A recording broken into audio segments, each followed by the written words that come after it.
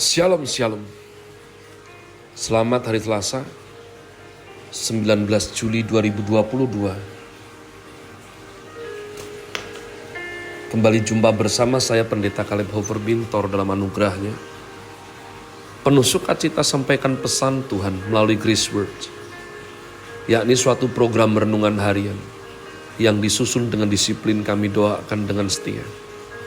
Supaya makin dalam kita beroleh pengertian mengenai iman, pengharapan, dan kasih yang terkandung dalam Kristus Yesus. Sungguh besar kerinduan saya bagi saudara sekalian, agar supaya kasih dan kuasa firman Tuhan setiap hari tidak pernah berhenti menjamah hati, menggarap pola pikir, dan terbukti hidup kita boleh sungguh berubah menuju Christ likeness. Berada dalam season autumn dengan tema bulan ini, Boldness for the King. Grace Word hari ini saya berikan judul Warrior bagian yang kedua. Warrior bagian yang kedua, mari kita membuka, yakni ayat yang menjadi fondasi saya berbagi pesan Tuhan hari ini. 1 Samuel 22 ayat 1 dan 2. 1 Samuel 22 ayat 1 dan 2. Lalu Daud pergi dari sana dan melarikan diri ke Gua Adulam. Ketika saudara-saudaranya dan seluruh keluarganya mendengar hal itu, pergilah mereka ke sana mendapatkan dia. Berhimpunlah juga kepadanya setiap orang yang dalam kesukaran. Setiap orang yang dikejar-kejar tukang piutang, setiap orang yang sakit hati, maka ia menjadi pemimpin mereka. Bersama-sama dengan dia ada kira-kira 400 orang. Umat Tuhan, kita sedang membahas dari mana para pahlawan Daud. Apakah dari orang yang memang DNA superhero dari awal? Seperti mereka terkena sinar gamma misalnya, tersambar petir, atau digigit laba-laba dan menjadi transform, mutasi. Tidak.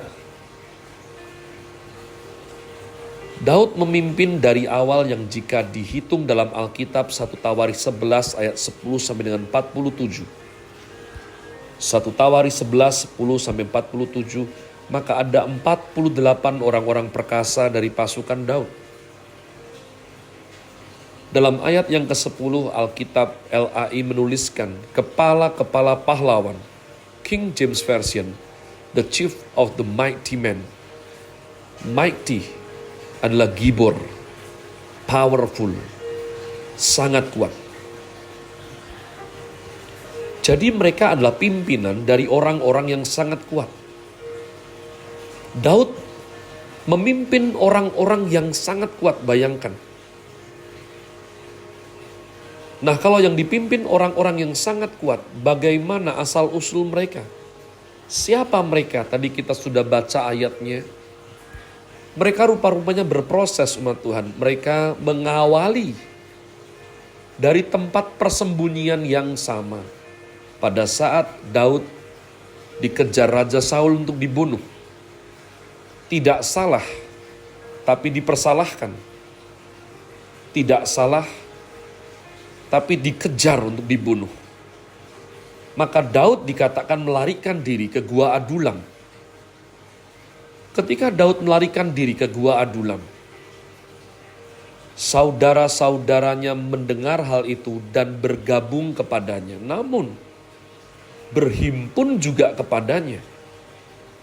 Setiap orang yang dalam kesukaran, setiap orang yang dikejar-kejar tukang piutang, setiap orang yang sakit hati, bayangkan.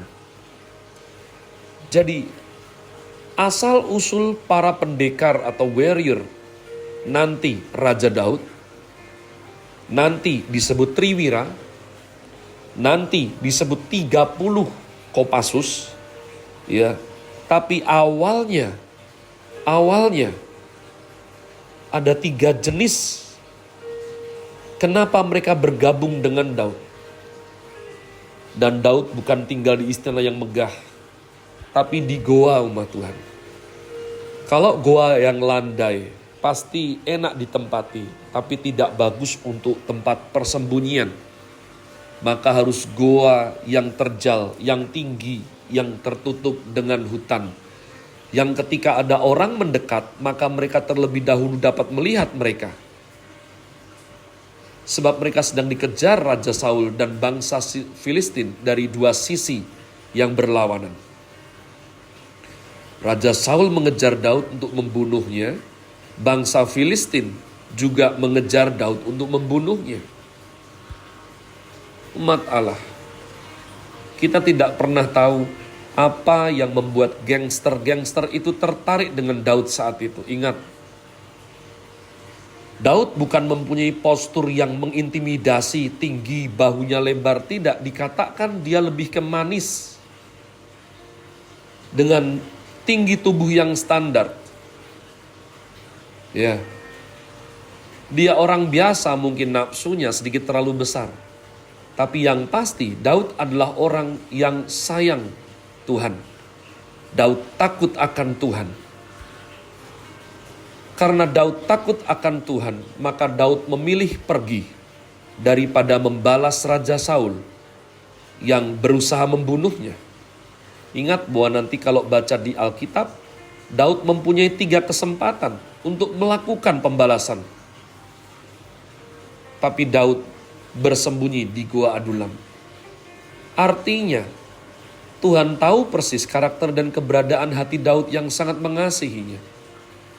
Terlepas dari kelemahan yang masih dia punya, karakter yang masih Daud harus banyak bertumbuh. Nah, kita belajar, ketahuilah Tuhan mengasihi kita bukan karena kemampuan perbuatan kebaikan kita atau karena kita sudah tidak ada salahnya. Tetapi karena Ia, yakni Tuhan adalah kasih. Sehingga Tuhan pasti sangat mengasihi kita lepas dari siapapun dan apapun keberadaan kita. Yang penting kita percaya dan tidak keluar dari rencana Tuhan. Nah, umat Tuhan, hal yang sama dimiliki Daud. Karena dia merasa dikejar untuk dibunuh, maka ia tidak kuasa menolak orang-orang model kacau balau untuk datang kepadanya. Karena ia pun tahu diri. Ayahnya mengucilkan dia, keluarganya tidak menginginkan dia. Tidak ada yang memperjuangkan untuk dia, umat Tuhan, selain daripada nanti mereka bergabung dengan dia. Semua yang ikut Daud adalah orang-orang yang dibenci dunia. Yohanes 15:18 berkata, "Jikalau dunia membenci kamu, ingatlah bahwa dunia telah lebih dahulu membenci aku daripada kamu." Nah, saya tutup umat Tuhan dengan 3 jenis pengikut Daud. Rupa-rupanya para pahlawan Daud yang nanti diceritakan dengan gegap gempita, dengan legendary 2 Samuel 23, 1 Tawaris 11, orang-orang yang luar biasa, kisah heroik yang dramatis, mengawali karir dengan 3 hal ini. Setiap orang yang dalam kesukaran apa? Segala hal. Mungkin bahkan sukar tidur, sukar makan mungkin, sukar olahraga, malas ya. Susah buat jodohnya, sukar bicara, sukar untuk percaya diri, tidak punya masa depan, mempunyai kesulitan untuk berubah akhlak lebih baik, sukar. Orang yang dalam kesukaran. Dan yang nomor 2, setiap orang yang dikejar-kejar hutang. Ini pahit umat Tuhan. Orang yang dikejar hutang, itu cuma satu. Tidak bisa ingkar bahwa dia berhutang, tapi dia, apapun alasannya, belum bisa bayar hutangnya. Bisa jadi nggak mau bayar hutang, atau memang mau tapi belum ada yang buat bayar hutang. Dan dia dikejar hutang. Ya, dan hutang ini bisa berupa nyawa, hutang budi, dan hutang uang. Sulit sekali. Adalah hal yang patut dipelajari bagaimana orang-orang dengan klasifikasi begitu sulit. Bukan dari titik nol, tapi dari titik minus umat Tuhan. Penuh kesukaran, dikejar hutang. Nomor 3, orang yang sakit hati.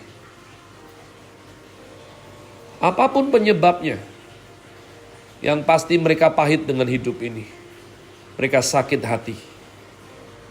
Ya, berbagai macam sakit hati itu yang paling tidak sehat, saya sering katakan yakni virus SMOS, S-M-O-S. Ini jenis sakit hati yang paling tidak masuk akal sebetulnya. Tapi toh paling tidak masuk akal sekalipun, sakit hati tetap sakit hati real umat Tuhan. Tergantung kedewasaan dan bijaksana masing-masing.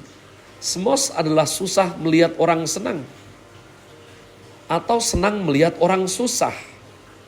Ini adalah orang sakit jiwa, orang yang sakit hati, apapun bentuknya. Gua Adulam, saya percaya karena hadirat Tuhan. Saya percaya karena penyertaan Daud.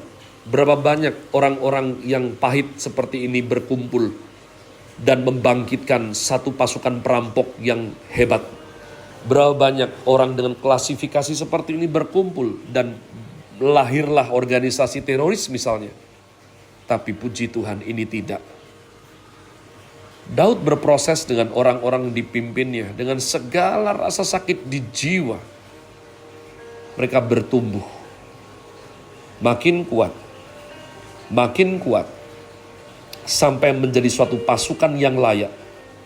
Untuk Tuhan percayakan nantinya bahkan menggembalakan seluruh Israel. Saya berdoa, sebagaimana saya sendiri perlu terus didoakan. Sebagaimana saya sendiri kadang letih dan hampir putus asa untuk meneruskan perjuangan. Tapi saya berdoa, biarlah kita kuat bukan karena kita kuat. Kita kuat karena penebus kita hidup. Kita kuat karena kita menerima belas kasihan daripada Sang Raja. Kita kuat karena Tuhan Yesus tidak pernah menyerah menopang kita. Have a nice day. Tuhan Yesus memberkati saudara sekalian. Sola Gratia.